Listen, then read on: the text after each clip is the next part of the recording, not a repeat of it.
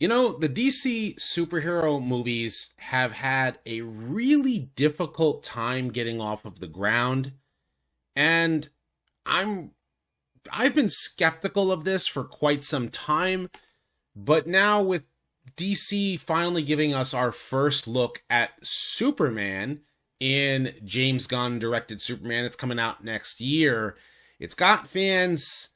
Some fans are loving it, some fans are hating it, and it's a mixed opinion all around.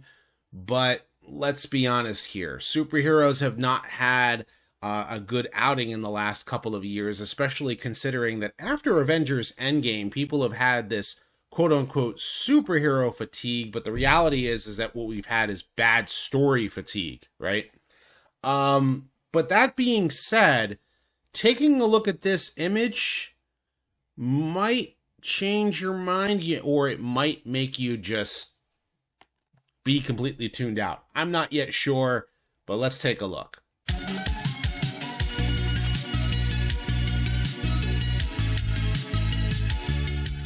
So here it is, guys, the very first image of Superman in this new DC universe that is being directed by James Gunn. It is set to come out July 11th, 2025, and this is the very first promotional image that we're getting.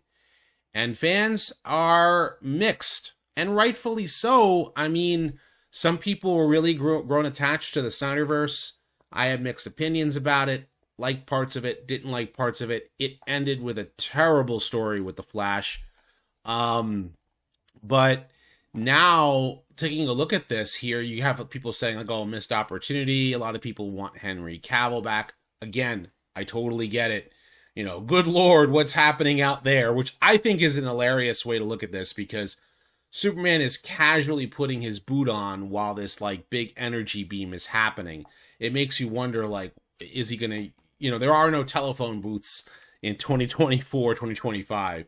So where is he going to be changing into a superhero, outfit? People are just like looking at this and trying to figure it out. Vegeta cameo. I mean, it's absolutely hysterical what people's reaction is to this. Now, one thing to take note of is that he does have the red trunks. He's not wearing a old-fashioned S like this. It's more of a Kingdom Come style S. And then the neckline is a little weird, in my opinion. But I don't hate the costume. And I don't hate him suited up as Superman. He looks like he just got finished getting his face kicked in. And now he's picking his boots back up and saying, "I'm going to suit up once again to finally save the world and show the world that I'm Superman." That's what it says to me. To other people that are like, "Oh, he's just casually putting his boot on." But I think there's a story behind it. We don't know what it is yet. It's really a little bit, it's not much to go on, and everyone's going to have their opinions on it. So that being said, if we look at IMDb, this is where we finally get to take a look at the casting. It's not something that I talked about on the channel, but it is something that I did say, like, I'm skeptical about where they're going to go with Superman. And we know that currently right now that Nicholas Hoult is going to be playing Lex Luthor, that David Corenswet is playing Superman, and Rachel Brosnahan is playing Lois Lane. Skylar Gisondo is playing Jimmy Olsen.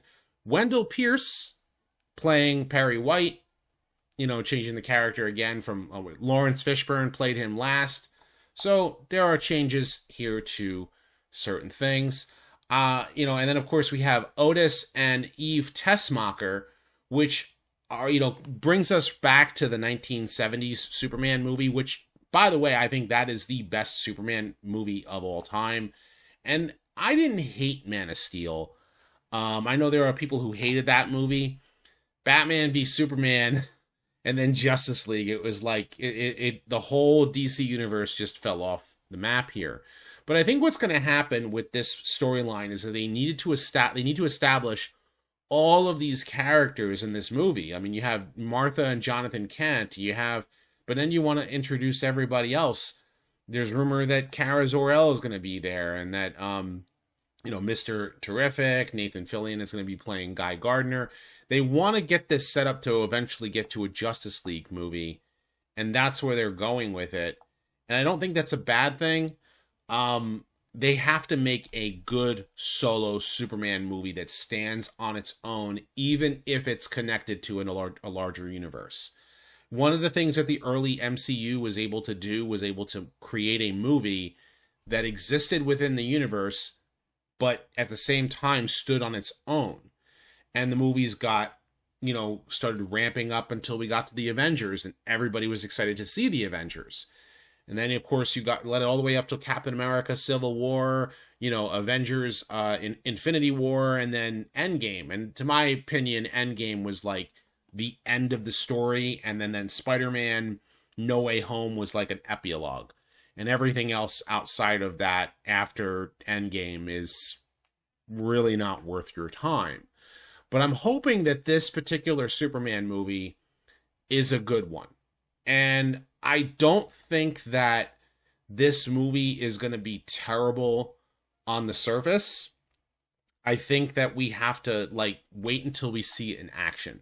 Wait till we get that first trailer, because still images like this are just meant to say Superman is coming. The world has ended, or something's happened, or something's going to happen, and we need to have hope again.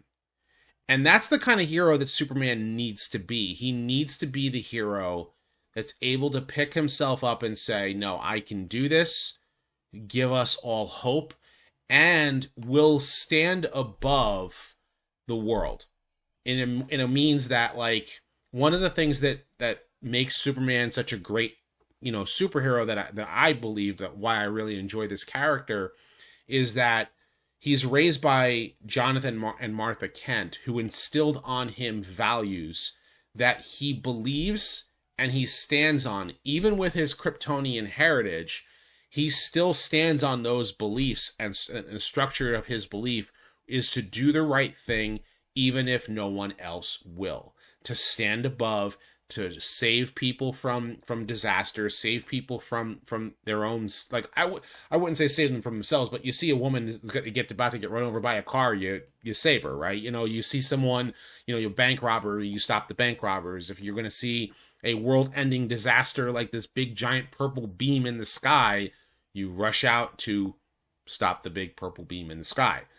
Whatever it might be, it doesn't matter, because Superman will rise above that, and doesn't matter what happens to him, he'll always try to save the world. And based upon the dirt and grime all over his, all over this outfit, if anything, it tells me that, well, he's gone through something, and which is why he's probably reluctantly putting his boot back on, because he has to. He realizes that he can't walk away.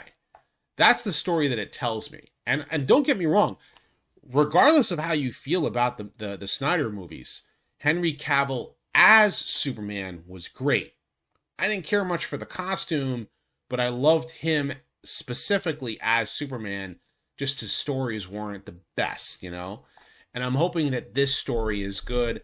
I'm hoping that the movies can only pick up from here, and we need a good Superman movie. We haven't. I still to this day think the best Superman movie of all time is the original 1970s Superman movie.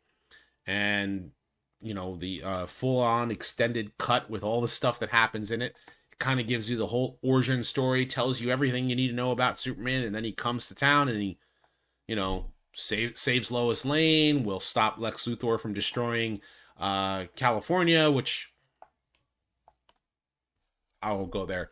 And he'll go out to save the world no matter what. It doesn't matter what city he goes to, he'll go out to try and save the world.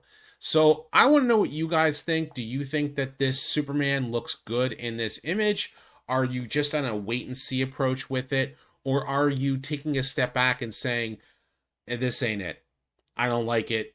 Of course, leave your thoughts in the comment section down below. Be sure to thumbs up this video and subscribe. Check out my other videos as well. I have many more videos coming to this channel, so stay tuned for all of that. And as always, guys, until next time, till all are